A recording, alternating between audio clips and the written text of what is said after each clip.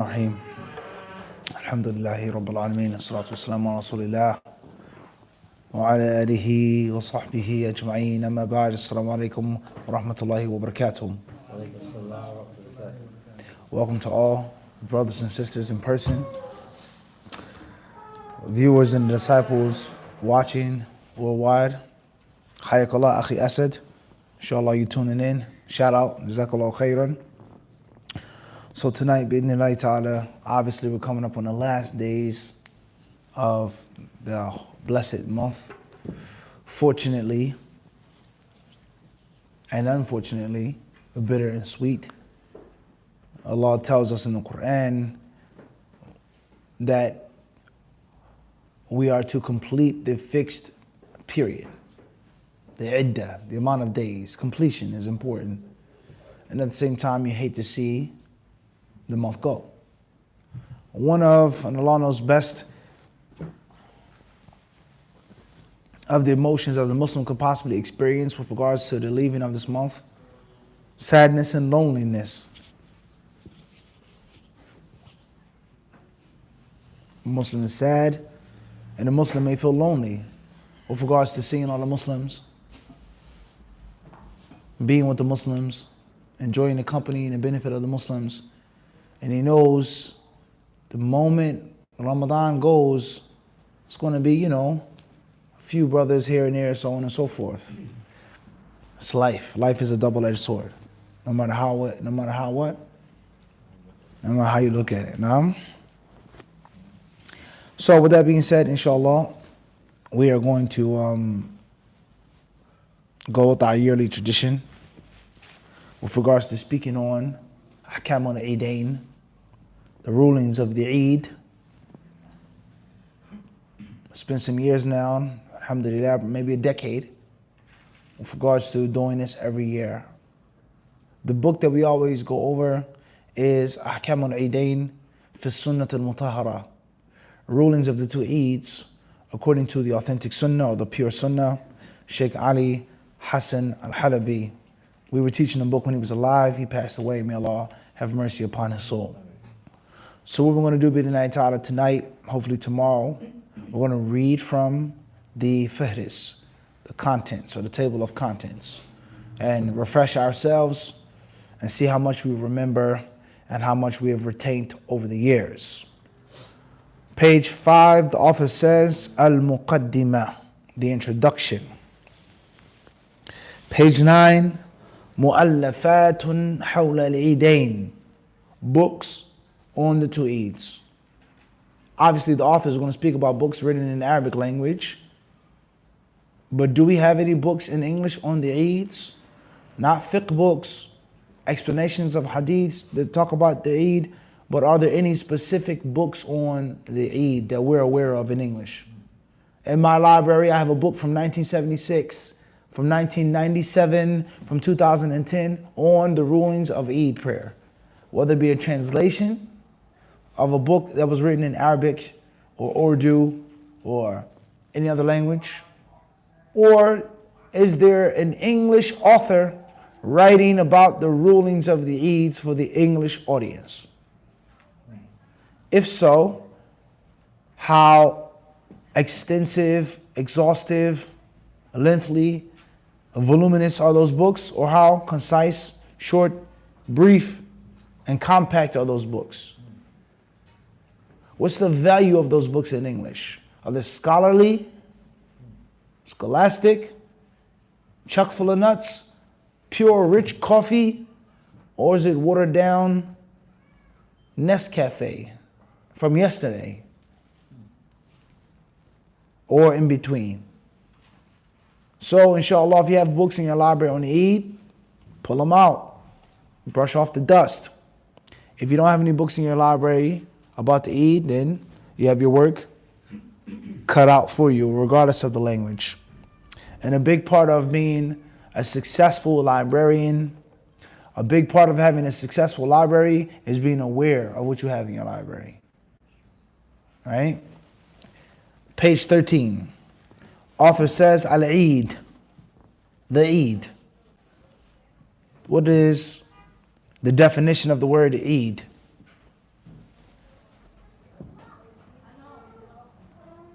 What's the dynamic of the word Eid?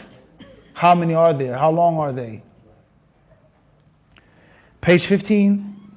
Rahmatullahi lil ummat al-Muhammadiyyati bil Eidaini. Allah's mercy upon the Muhammadan Ummah by having two Eids. I.e., what is some of the history? What is some of the philosophy of Eid? Why, how, when, how long? The dynamic of it. Page 16. Al-idhnu bi sama' duf min al-juwaydiyat. It is allowed to hear the playing of the duf drum from young girls. Young women playing the duf. And it's allowed to be heard. What is the dynamic of that? Is music haram in Islam? Absolutely. Is music haram in Islam conditionally, partially? Is there a time and place in which music and musical instruments can be played and listened to? What's the fiqh of that? Can I celebrate the Eid by playing a duf? What is a duf? What is it? Is it an open-ended drum? A drum with only one side covered and the other side open? Is it made of wood? Is it made of skin? Can you play the tambourine? Can you? Right? Can you clap? Can you, right? What's the ruling on that? The different cultural dances. Many people, this is a sad reality, they talk about different, music's haram. You can't. You see them during their weddings, what do? And they have all their cultural dances with swords or daggers or shields. Right? The men, what's the ruling on that? Can I listen to the instrumental without the lyrics, the radio version, with the hook or without the hook? That's a long discussion which we're not getting into right now. We're not getting into that right now. Alhamdulillah, he just walked in. So talking about instrumentals and lyrics, urban poetry. You can't run from your culture forever. Tayyib. And that's reality. All jokes aside, we're not just being funny. This is a real part of the problem that we're suffering from today in the world. Culture versus Islam. One culture being un-Islamic, another culture is totally Islamic, even though it's against the rules of Quran and Sunnah. But those rules are ignored or bent or warped or twisted because the holiness of the culture and the lowliness of reality is. Allahul Musta'an, yani. And it touches all aspects of life, whether you realize it or not. It does. Race and blood and culture, it does. It's reality. Well, who we want to protest for or not protest for? When do we stand up for injustice? When it's done to people of this race, but when it's done to another race, it's not my business. So sad reality. Moving forward, page 19. At-tajammulu fil Eid. Adorning yourself, dressing up, looking nice for the Eid. What's the dynamic of that, Mika? Is it recommended for me to go out and buy new nice clothes? Or should I suffice myself with what I already have in my closet and wear the best of the clothes that I have? Or is it the sunnah every year to go out and buy brand new spanking clothes? That's a discussion. And what's meant by being beautiful? A man who has a beard, Allah blessed him. But on the Eid, I want to have a baby face. I want to look like a boy. I want to look nice and handsome. You said being beautiful. That's not beauty though. That says who? My wife says she likes my clean face. It reminds me when we first met in high school. Before I had a beard and a big belly and stress and children and bills to pay. Alternating the last creation. It grows back, brother. I didn't change anything, and Gillette changed it. The best a man can get. Don't ever forget that, huh? And agreed upon, the best a man can get is Gillette. What's the ruling on beautifying yourself with haram things? Shaving your face, It shouldn't be shaved outside of Ramadan, but for the Eid, I want to look, you know, the razor blade, that's old, that's outdated. I need the thread. I need the thread to pull out the follicles. Smooth, huh? Don't disrespect Dracula like that. Put some respect on his name. All right, he paid his bones. Okay, all right. Tell you, what's the ruling on a woman looking really nice and pretty on the Eid? Is that permissible? Is that from the Sunnah?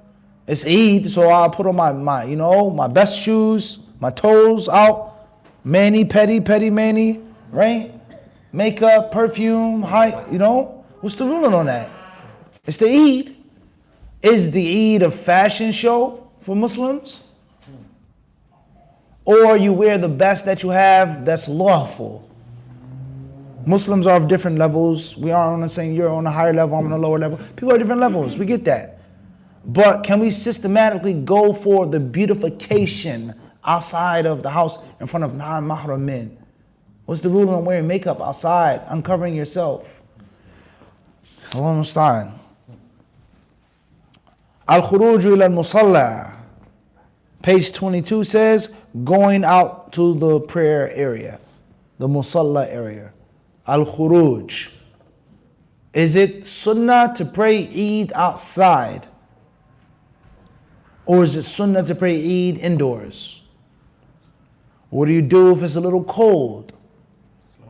Do we say we're going to, Bismillah, rough it out, wear a coat? Eid prayer is not going to be that long. The kids are not going to die. No one is going to die. Everyone has been outside before. People outside for football games, soccer games, Fixing the car. elections, protests. People, they do what? I'm not going to melt, turn into ice. How cold is it? And how long is the Eid supposed to be? When the non-Muslims have a rally or something that is of importance and value to them, what do? They make it what? They make it happen. You're talking about devotion. You see the non-Muslims tailgating, sports games, freezing cold, icy, snowy rain. And they're out there in that parking lot drinking and barbecuing and having fun. Faces painted, shirt off. Look, I'm on a big screen. What's the ruling on having to eat indoors? Ma'ad. Should it be indoors or should it be outdoors? Next discussion, page number 24. الذهاب والإياب إلى المصلى. The musalla, to and fro. How and when do you go? How and when do you return? Is it sunnah to walk to the Eid? Or is it sunnah to ride? Should you ride? Do you take the same road or a different road? What's the ruling on that? What's the benefit of that? What's the sunnah concerning how we go to the Eid and how we return from the Eid? All of these different things we have explained numerous times over the years. Next discussion, at-takbiru fil Eidain. Saying Allahu Akbar, Allahu Akbar, Allahu Akbar. How do you make the takbirat, the takbirs? After each salah, in the morning, the Eid prayer, what is to be said, etc. Mata ya'kulu fil Eidaini. When should the Muslim eat on the two Eids? Meaning it's something that is recommended, something that a person is encouraged to do, eating or not eating, concerning these two Eids. You should have breakfast or you shouldn't. What should be your breakfast? And once again, as we've stated before, the simplicity of life then versus now. And how many, the technology, the ease, the consumerism, all of the different things that we have, they come with prices. They come with costs. And from that is fast. Not fast, but you're supposed to not eat until you slaughter. You're supposed to eat from your sacrifice. How feasible is that in New York City? So right now the Eid is when? Let's say 8 o'clock? 8:30? I didn't stay for the khutbah, I just made the salah. So done by what, 8:40? 8:45. Assalamu alaikum, hugs, kisses, candy, tea, pictures. I'm in a rush. Where's the closest slaughterhouse? There's some in this city. So you get an animal. We're talking about animals though, like red meat. Not fowl and duck, pheasant and chicken and goose, which is good, but we're talking about red meat. Talking about camels, talking about cows and goat and sheep. Goat, ram, sheep, right? So I have a reservation. I go there, I slaughter my animal. Do I have to wait? He bags it up, packs it up, so on and so forth. I take it, I rush back to home. When is the earliest my wife is going to cook for me fried liver and eggs? What time around, roughly? What time are you going to eat from the animal? Going, coming, traffic, waiting in line, etc. How long? Roughly. How long, Sheikh? When's the earliest you're going to eat from your Eid sacrifice? 12, and that's by the time you get home watching it. Versus back then, the animals were right there. Bismillah, Allahu Akbar, wash. So basically, that would mean that nowadays you're going to be fasting, like fasting until the Dhuhr time. How feasible is that? What type of energy you're going to have? Nah, it's just food for thought. The simplicity and the ease of things then. With regards to Hajj, carrying the animal, the hadi. Allah talks about that in the Quran. Those are sacred animals. Nah, they aren't to be disrespected or molested. Nah, they're to be slaughtered and offered. Okay? And then many other things. We spoke on praying with shoes. And the list goes on. Move forward. Al-ghuslu qabl al-Eid. Page 34 says, taking the ritual bath, the ghusl, on the Eid. Not a normal shower or normal rubber dub, rubber ducky, but I'm doing this with the intention that this is a part of my worship. Is it the sunnah to take a bath or shower on the Eid? Is it a sunnah or not? Jum'ah, all the scholars agree that it is at least a sunnah. Some scholars hold the view that it's mandatory, but they all agree that it's what? For sure. All madhabs agree that it's a recommended thing to do. But is it obligatory or not? Three views. Those who say it's an absolute must, or those who say it is recommended and preferred, and those who say it's a must for someone who's sweaty, someone who's working. All right, moving forward. Is the same concerning the Eid. Is it feminine to take a bath? I've had an argument. Some brothers said men don't take baths.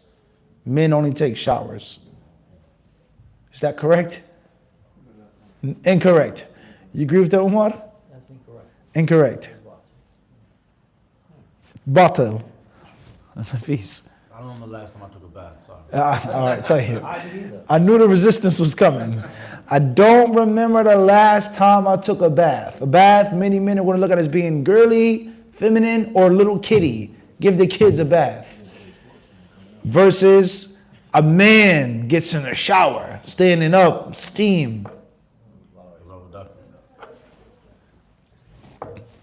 But yeah, can you soak in salt in the shower? No, in the shower. But you soak in salt in what? In the bath. All right, طيب.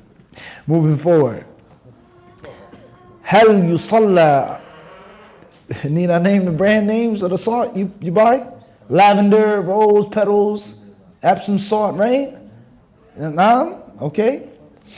Peppermint, and the list goes on. هل يصلى قبل صلاة العيد أو بعدها? Page 34, the author says, are there prayers to be made before or during the Eid?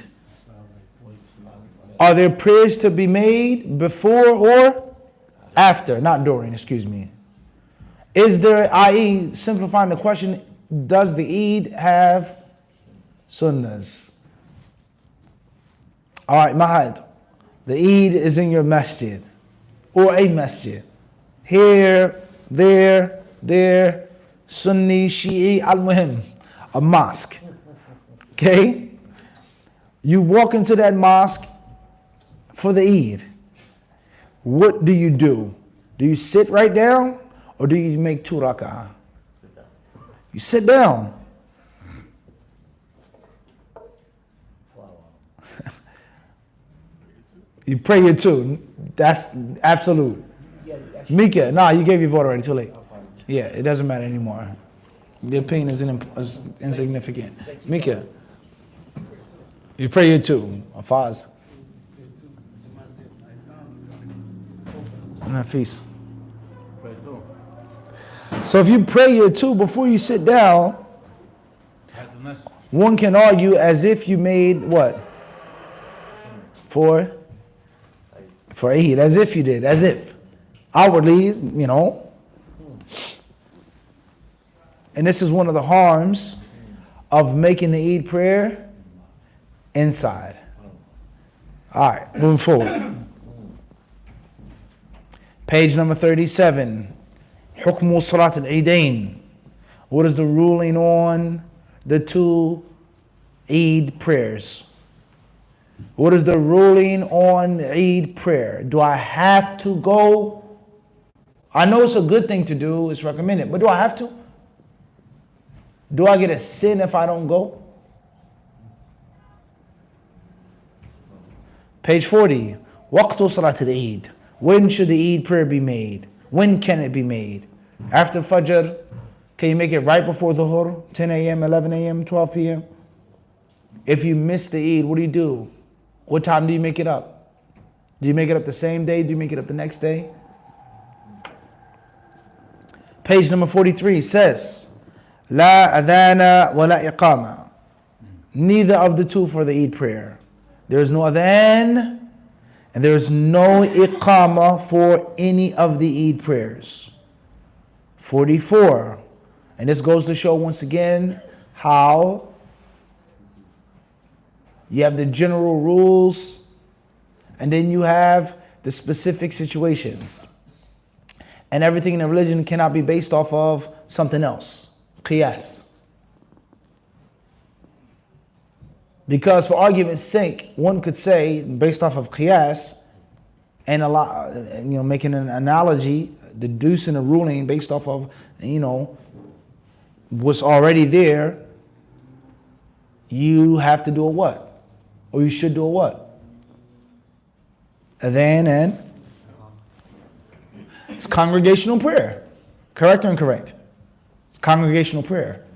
When will the people know? When will it be time to pray? And this is what is called a sunnah tarkiyah or sunnah tark. The sunnah of not doing things. The sunnah of avoiding things which are already established. Because the Prophet ﷺ here did what? He didn't do it. And he had the opportunity to do it. From that is the different arguments that are made concerning raising the hands. The general rule is that when you make dua, you can raise your hands. But this is a time or an instance in which the Prophet ﷺ made dua in front of the Sahaba and he what? Did not raise his hands. So you should not. So there's sunnatul fi'l and there's sunnatul tark. There's always a positive and a move forward. And obviously, such a simple basic concept is so complicated for most Muslims to understand. Even imams and scholars from among them. If you say you shouldn't do this here, no, what do you mean? It's Islam. Of course you do it. Of course, brother. Move forward. Sifatu Salat al-Eid. What is the description of the Eid prayer? How is it to be made? How many rak'at? What are you to recite? Do you raise your hands? Do you stand in rows? Is it to be long or brief, etc.? Page 42 or 52. Al-khutbatu ba'da as-salah. The khutbah is to be after the prayer.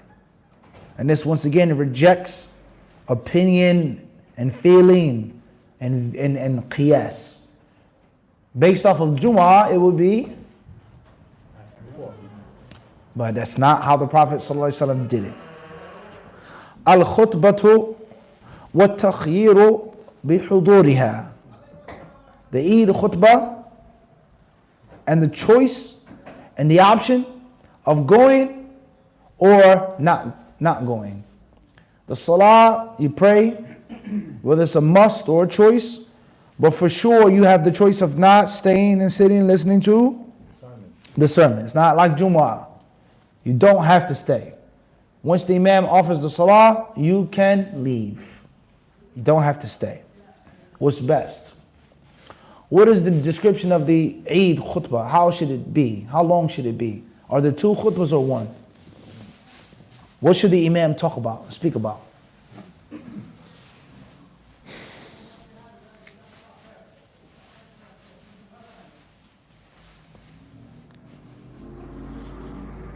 Page 60 says,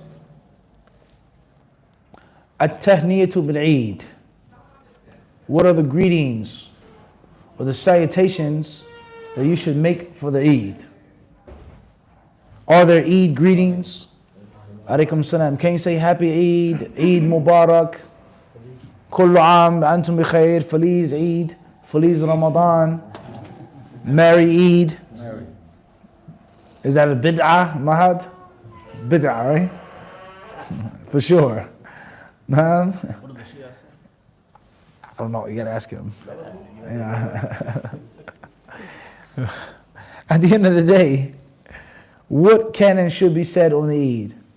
Is it lawful to say Kullu Aam wa antum bi khair? Taqabbalallahu minna wa minkum. Did the Prophet ever say that? What's the dynamic? What's the discussion of that? No, that's a bid'ah, brother. Unless what's the Terminator says it. Eid Mubarak, right? And tayyib. Moving forward. Al-Udhiyah. The sacrificing of animals. Eid al-Adha. What is the ruling? Page 71. Ahkamul Udhiyah. The rulings of sacrifice. What is the symbolism involved in Eid al-Adha? The symbolism. What does it mean? Ibrahim, Ismail. Patience. How many years did it wait to have a son? Sacrifice, selflessness, implementing Allah's commands, right? Think about that. Now, and how when you do something for Allah, oftentimes Allah won't even put you in a situation to give away the thing, but sometimes it's just a test. And if you do have to do away with a thing or give up a thing, we know the Prophet tells us that Allah will give us better. So just stop and think about that now. Stop and think about that. They have these different social experiments on YouTube. A guy goes around with a camera, hey, can I borrow $5? And most people say, no, I'm hungry, please, it's cold. No, get out of here, right? And then one lady says, here you go, take. And then the next thing you know, he says, wait a second, hold on. You kept the $5 and what? Just for being kind-hearted. So just think about it as a Muslim. Certain things that you sacrifice for Allah, Allah always gives you better. Wholesome, true happiness, not surface level happiness. And oftentimes you didn't even have to give it up, but Allah just what? Tested you. So that is a very important message that can never ever be lost on Eid al-Adha. We have to teach our children this lesson and our grandchildren. You have to be patient if you want something good in life. And you can't love that thing more than Allah. And you got to be willing to give it up to please Allah subhanahu wa ta'ala. The symbolism of the animal, right? Think about the symbolism of how Allah made these animals submissive to us. And the ability to domesticate these animals. The practice of the husbandry, raising them, farming them, and look at its cousin or its sister, which is still wild. Think about that now. What's one of the most consumed meats in the world? Chickens. What else? For sure, pork. Let's just take an example now. You take a chicken. How many sisters or cousins does that chicken have? Birds that actually fly. How much meat do they have? How does the meat taste? How easy is it to catch the animal? A duck, a turkey, versus a chicken. If people like turkey so much, why do they only eat it once a year? Think about that. That's interesting. In the United States, obviously people eat a lot of turkey lunch meat, cold cuts, but when's the last time you've been somewhere and they had turkey on the menu? You ever seen turkey nuggets? Fried turkey, drumsticks? You ever seen turkey tenders? Why is that? Have you ever seen a Peruvian or a Colombian restaurant in which they have rotisserie turkeys? Why is that?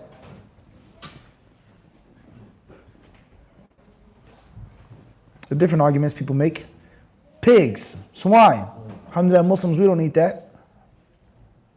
Just look at the cousin of the hog, of the pig. What is it? How friendly is it? How easy is it for you to catch it? So the moral of the story is we're just talking about animals.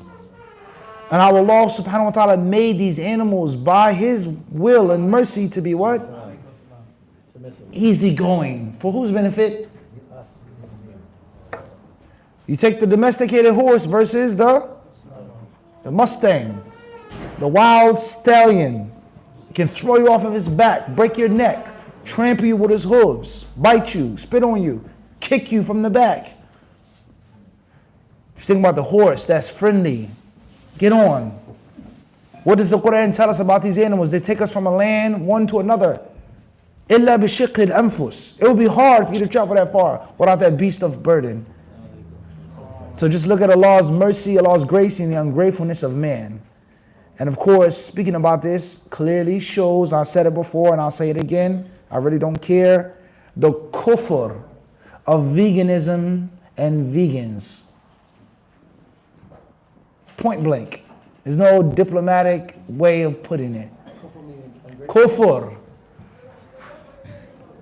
Allah says in the Quran, this animal is a favor, a benefit, a blessing. And I say this animal is a curse. And a means of illness and disease and sickness to men. And the environment is going to crash because of the animals, etc., etc. It's a simple choice. Fork in the road. The GPS, that's right. The GPS tells you to go right or you gotta pick. There is no, I'm gonna just no. Stay left. Keep right. At the fork, at the light, turn right. You gotta make a choice. You want the message of the Quran, the spirit of the Quran, or you want something else? You have to pick at the end of the discussion. Artificial meat, plant-based diet, so on and so forth. Okay, طيب. Sure. Tafaddal. So the messages of Eid al-Adha, Allah's kindness and His mercy upon man, and man's ungratefulness and ingratitude, and how Allah chose to make this animal submissive to you. And if you look at the history of the different civilizations and the great migrations of people and races and tribes, it was always surrounding and pertaining to the availability of things. And from that availability was high quality protein. The ability to travel, the horse, the bison, the buffalo. That's a fact. It's a fact. Moving forward, and we're not here to talk about veganism, but al-muhim, that's from the wisdom and the symbolism of what? Eid al-Adha. Alright? Moving forward. Page 80, the author says, Munkaratul Eid. evil practices of Eid, i.e. bid'ah, innovations of Eid, sins of Eid, different superstitions and cultural backwardsness that many Muslims practice during the Eid. And that has to be, we have to warn from that and stay away from that. We can't take a day in which we're supposed to thank Allah, be happy to Allah, and then earn His wrath and His anger. And that's something which is very widespread and prevalent, unfortunately, in the Muslim world today. Eid time, instead of thanking Him, let's sing and dance and party, have fun, so on and so forth. And obviously, the haram aspects of that, not something which is unprescribed. Move forward. I want to go further down the rabbit hole. It's a long, deep rabbit hole. Page 90. هل هذا هو العيد? The author asks the question, is this the Eid? Is this what the Eid is supposed to be? How long ago did he write the book? What country did he live in? That's the question that he posed. Is this the Eid? 92, Al-Khatimah, the end or the conclusion of the book. Page 95 is what we're reading right now in Al-Fihris, table of contents. So, we have explained the book many times. Maybe we'll explain it again next year, who knows? Right now we're just reading through the book, the content of the book. I'm not sure if the book is in English. Perhaps it is. The book was first time it was written in 1984. That I was born, the year I was born. And then the second copyright or second print was 1993. What were you doing in 93? Where was you at? Was you even a Muslim? What's the name of the book? Ahkam al-Eidain fi Sunnat al-Mutahhara. Rulings of the two Eids according to the authentic Sunnah. I'm sure the book has been translated. Is it, Ahmed? Can you do a Google search? Khair, inshallah. We'll stop here for tonight. Are there questions from the brothers or the sisters regarding the Eid, first and foremost? Tariq. The author of the book? Ali Hassan Al-Halabi. Ali Hassan Al-Halabi. Al-Athari. May Allah have mercy on his soul. Fadl. Before the Eid, like the night before, there's a customary practice. It's called Chandrat or something, Chandrat, whatever you want to call it. It's like a celebration that the Ramadan is over. Can you expand on that if you can? Hopefully. Question is regarding a celebratory night before the Eid called Chandrat. Can you explain and so on and so forth? It's very simple, inshallah, extremely simple. And that is, the Muslim is supposed to show happiness and joy in the Eid. There's no doubt about that. You're supposed to be happy and joyful that the Eid is coming. As we said before, bitter and sweet. I'm happy that the Eid is coming, but I'm still sad that Ramadan is going. But that's life. That's what? That's life. When a child is born, know for sure, pretty soon around the corner, someone is going to die. It's a cycle. That's how it is.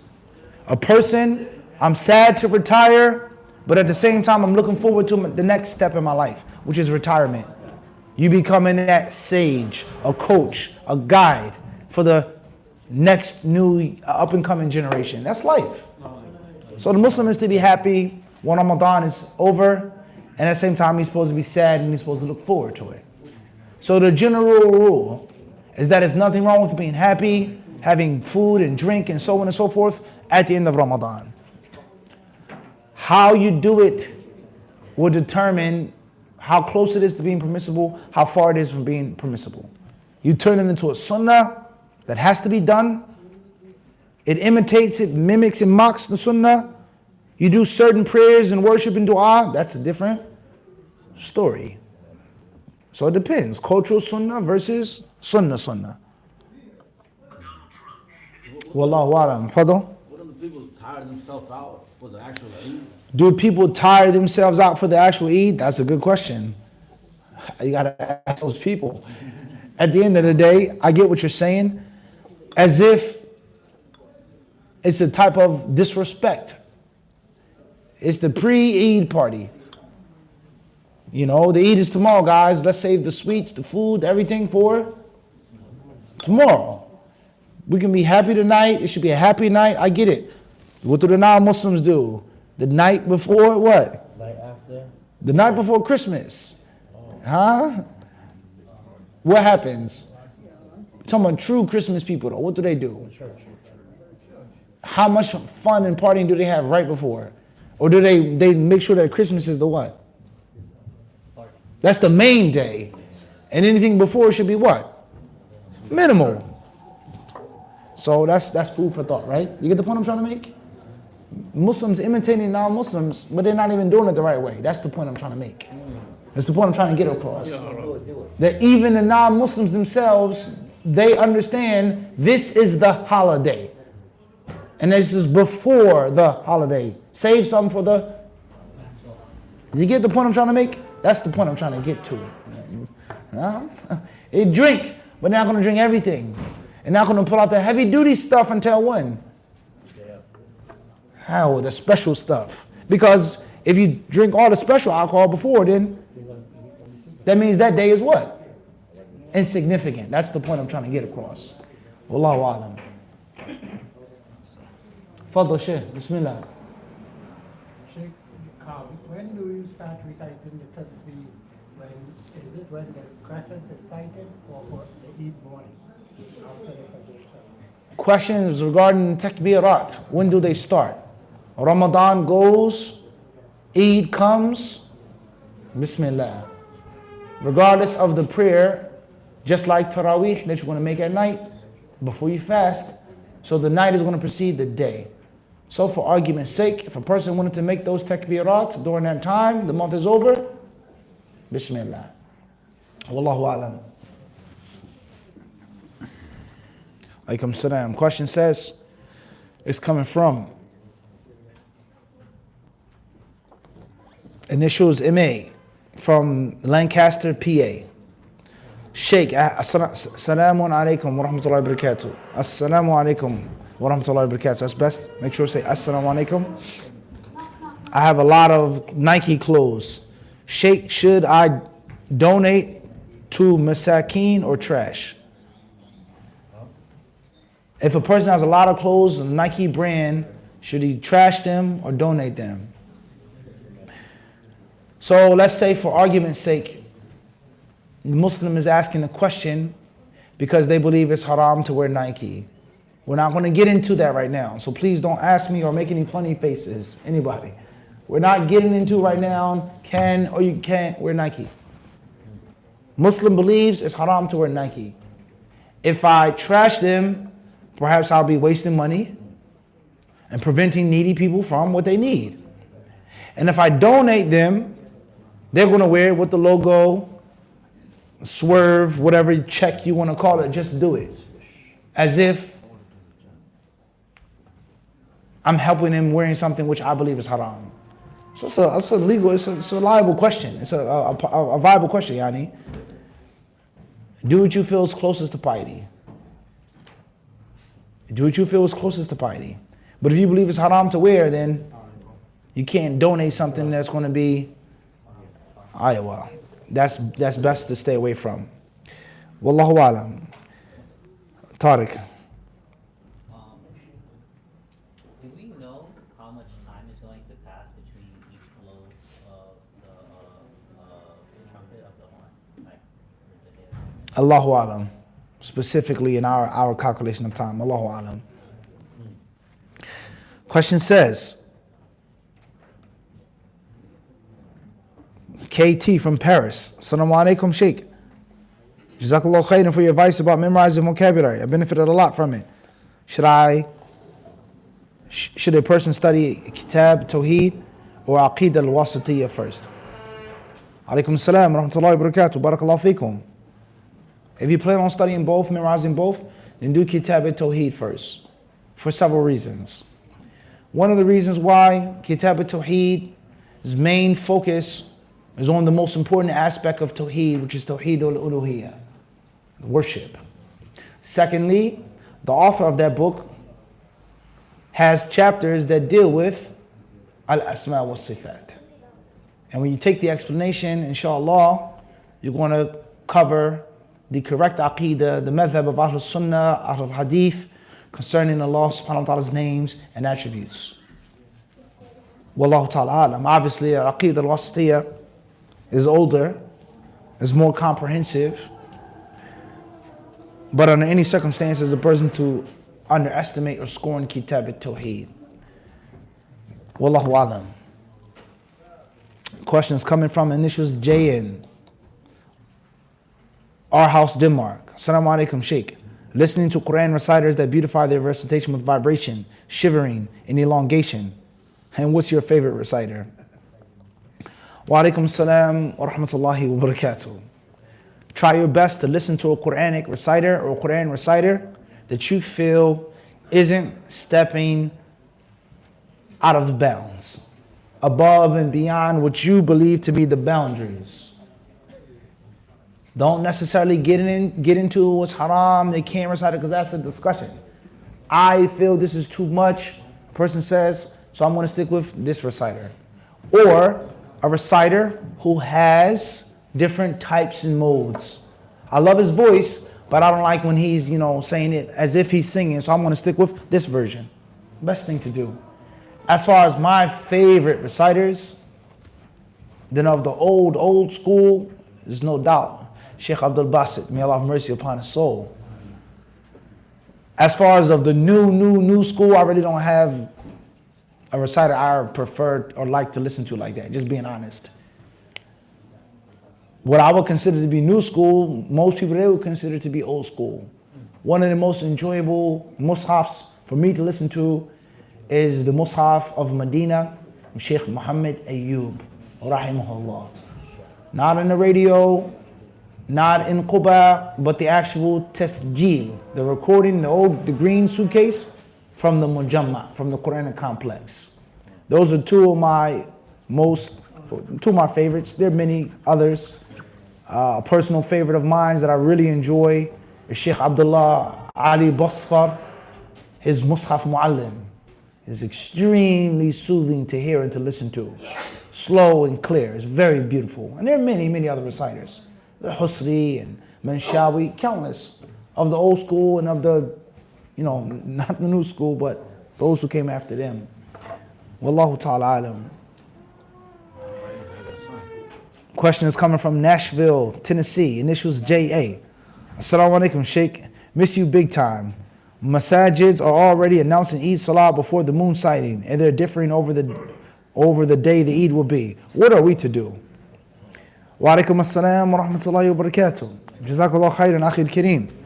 May Allah bless you and bless all of the Muslims there in Nashville. I remember we were together, alhamdulillah. It was a great time. What do you do if masjids are announcing? Well, some masjids use, without any hesitation or fear or shyness, the calculation. They say that it is lawful to use the calculation. It makes the most sense to use the calculation.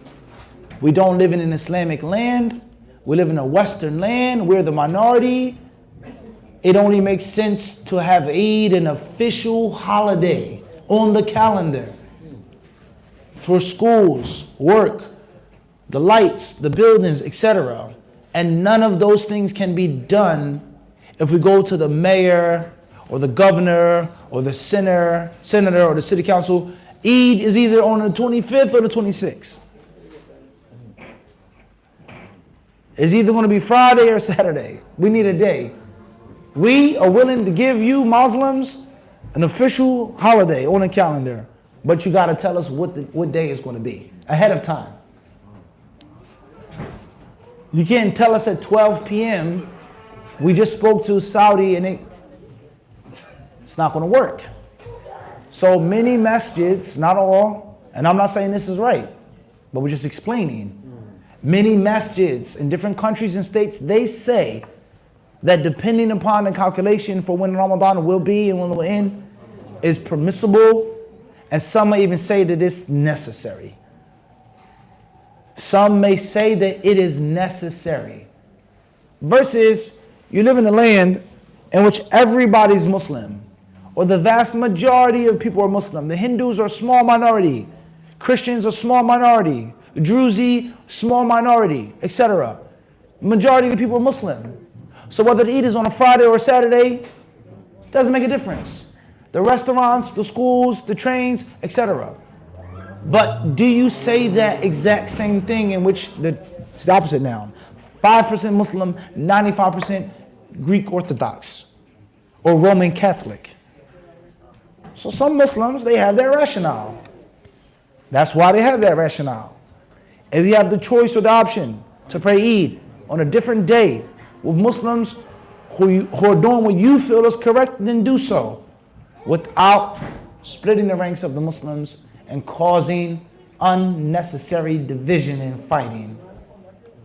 Can we use the moon site? Can we use the calculation, etc.? That's the discussion. It's an argument to be made and to be had. So do what you feel is closest to piety. Avoid splitting up the Muslims.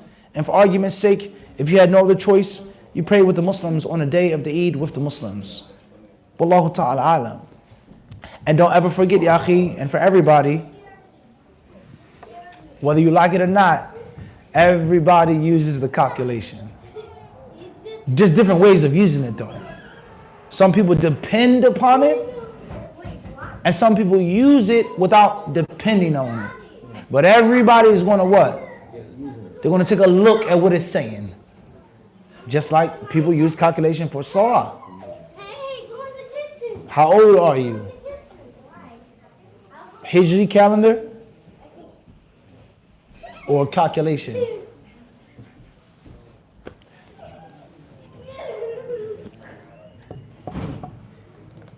Questions come from London, UK. Initials MA.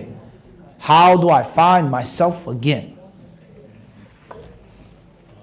That's a bad question. There's no such thing as losing yourself. If you're a Muslim, and if you say La ilaha illallah Muhammad Rasulullah, then you haven't lost yourself. You may have slackened, you may have strayed, but it's no way for a Muslim to lose himself.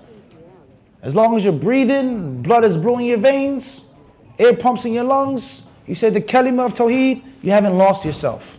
No Muslim can lose himself 100%. Impossible. So therefore, see what you got going on in your life. You feel sad and depressed and down, prayer, fasting, hijab, drugs, whatever. And just start working on those things one by one, step by step.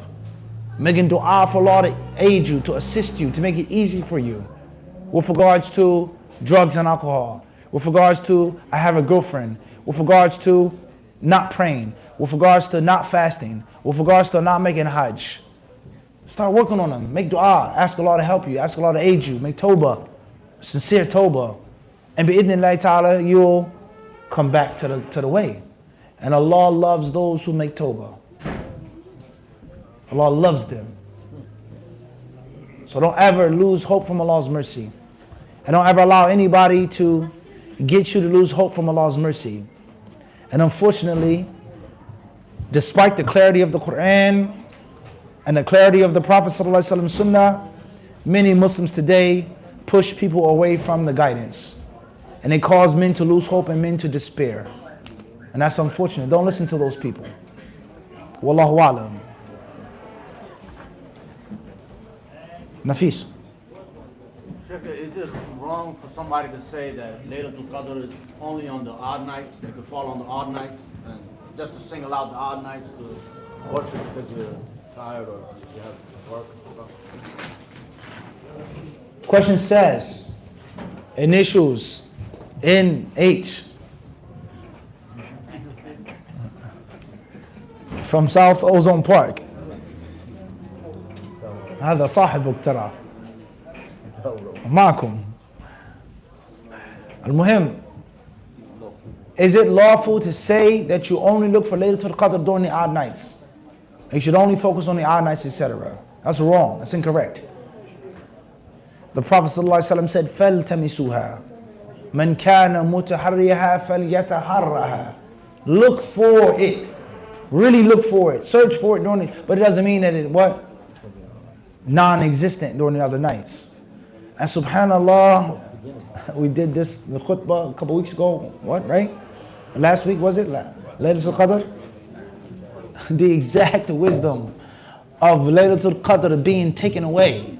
And the Prophet ﷺ said, وَعَسَىٰ أَن يَكُونَ خَيْرٌ لَكُمْ. Perhaps it's best for you, is what the Muslims are falling into. The Prophet himself said, perhaps it's best for you. Search for it, look for it. And we're doing what? I'm not coming to the mosque except for on this night. I'm not going to pray except for this night. I'm only going to make the fundraiser on this night. How do we expect for Allah to bless us and to guide us and to give us victory? In which the truth is right in front of us and we're saying, no, I'm going to go a different direction. Allahumma musta'an.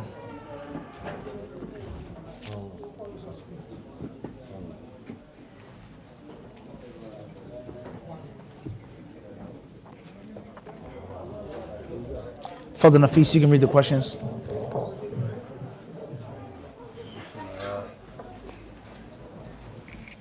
Initials NS from Sacramento. Ex-husband is living with the second wife and is happy with his life. I shared him 9 years, and now as a single mom with kids, when I mention to get married again, he gets offended. Alaikum salam. Question is coming from the West Coast. Peace and blessings to the Muslims on the West Coast. A woman says that her ex-husband is living with his wife, which used to be her co-wife. Nafis? Yes, second. Take that off the mushaf, please. She has children, so on and so forth, from him. When she wants to move on and get remarried, the husband gets mad and offended. Is that the question? All right. So to simplify things and to stay away from being dramatic, the moment you divorce a woman, she's no longer your wife. It is improper for you to be jealous and mad and upset and angry and to start a fight or an argument if and when she wishes to remarry. Who married you off? None of that is your concern or your business.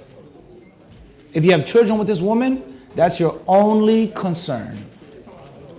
I would like to meet the man that is going to be around my children. End of discussion. Nothing else is your business. Oh, you got married behind my back. None of it is your business. The moment you divorced her and she finished her iddah, know this, learn this. Many men, they make this moronic, idiotic blunder. You love a woman so much, you want her so much, why divorce her? If you're so jealous of another man being with this woman, why'd you let her go in the first place? No one forced you to say talaq. No one put a gun to your head. Nobody. You did it out of your own free will. And this also is from the guidance of the Quran. Do not rush. Do not be hasty. Do not take Allah's rules as a joke and a mockery. Talaq, I didn't mean it. It was the third talaq. I was angry. I was tired. I was sleepy. I don't play around with the deen. And from my experience, 8 out of 10 brothers who divorce their wives and their wives remarry, they become sick of this illness. You married brother such and such. I can't believe you got married so quickly. You got married so fast. You got married to the brother in the masjid. I stuck for the law. It's not Islam. That is not Islam. The moment she leaves her iddah, she's what? In the discussion. This is another man's wife now. So that's first and foremost. Secondly, it's unnecessary for Muslims to get divorced for these types of issues and reasons. And from them, and I'm going to say it publicly, no woman should get a divorce from her husband because he has more than one wife. That's from, I can't even say Jahiliyyah. I can't even say Jahiliyyah. Because in Jahiliyyah, what? It's okay. So that's from Shaitan. I mean, how stupid is that? I want to get a divorce from my husband for him doing something that's from the Quran and Sunnah. There's no explanation. He didn't do it. There's nothing to say. Period. Quran, Sunnah. Quran and Sunnah tells the husband to protect you, to maintain you, to take care of you. Do you reject that? Do you put your own interpretation of that? Men were the providers for women only back in the day, when there were wars and orphans and widows. Men are the protectors and maintainers of women. Men have to treat women kindly. وَعَاشِرُوهُنَّ بِالْمَعْرُوفِ فَإِنْ كَرِهْتُمُوهُنَّ Allah says treat them kindly, honorably. That no longer applies. I can beat you, I can disrespect you, I can call you fat and ugly, stupid and dumb, you can't cook, you're a horrible wife. I can insult you, insult your family, everything about you. And the moment you say it's haram for you to talk to me like that, the Quran says so. Nope, that doesn't apply anymore. Men had to treat women kindly in a time of war. There's no war. Would you accept that? Of course you wouldn't. But the Quran says married 2, 3, or 4. Whoa. That was back in the day, times of war. That doesn't apply anymore. Shaitan is laughing at you. He's laughing at you. So we have to be careful, we have to beware of the shaitan making jokes about us and laughing at us. If you go through a problem in marriage, work it out, figure it out. Go through counseling. And if it doesn't work out and it's not meant to be, Assalamu alaikum. No bygones. Bygones be bygones. No hard feelings. Allah is my Lord and He's in the discussion. Wallahu ta'ala alam. Ahmed. When a woman's husband dies, what is the process of her being eligible to marry someone? When a woman's what? Husband dies. When she becomes a widow? A woman becomes a widow. How does she become eligible? Well, the normal iddah of the widow is 4 months and 10 days. As far as how long does a woman have to wait if she's a pregnant widow? Let's say she's in her final trimester. She's 8 months pregnant. The baby can come any day now. Belly is big. She's walking around, right? Husband dies. She gives birth 2 days later. Does she still wait for 4 months and 10 days? Or is she done with her period of being a widow the moment she gives birth? What's important is the moment she's out of her iddah of being a widow, she is lawful. And she can do what any other woman can do to find her. Let's just say she's back on the market. Nah. Brother Ahmed was the best man ever. He was the best husband any woman can want. I'll never ever finish loving him or missing him. However, have to move on. Life what? Goes on. With or without us. That's the reality of life. And that depends on how you live. Yani, some people don't need a husband, some people don't need a wife. I have everything I need. I don't need a woman, I don't need a man. But if you're living how Allah wants you to live, and in the manner that Allah wants you to live, then having a husband or a wife is a necessity. A necessity. Wallahu alam. Initials AH. Sorry, JN. Initials JN from Aarhus, Denmark. Jazakallah khairan, brother.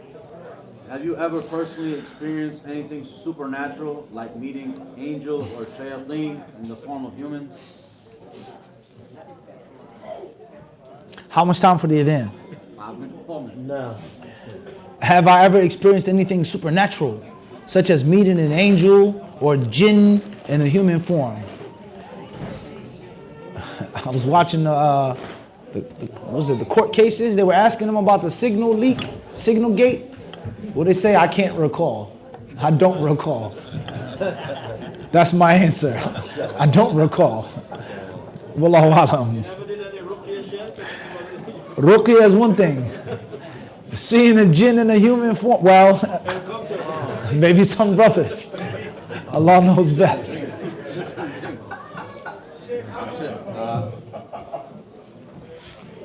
Initials FH from Netherlands, The Hague. Is it permissible to use your hand after performing azan? Coitus interruptus, only at the end part. Understood. Jazakallah khairan.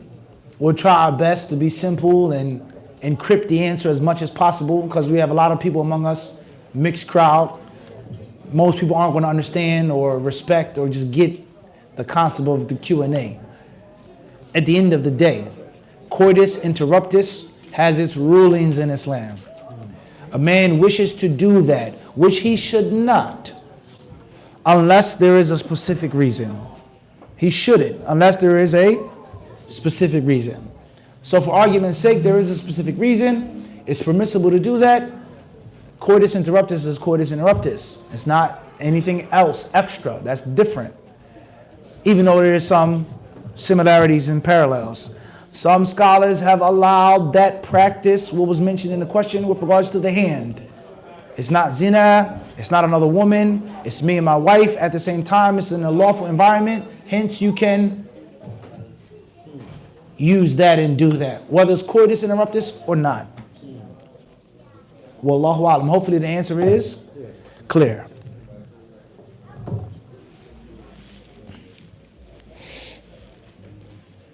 Do you think men are more jealous than women, or? Are men more jealous than women? It's a very good question. Some men are, for sure. But I think one of the differences, wallahu a'lam, is that men are supposed to have more control and more of a balance. And I think that a man who has no control over his jealousy and is very jealous, extremely jealous, is an emasculate man. He's feminine. He has too much estrogen in his body. Wallahu a'lam. We'll stop here. Alhamdulillah. Sallallahu sallam wa barak ala rasulillah. Jazakumullahu khairan.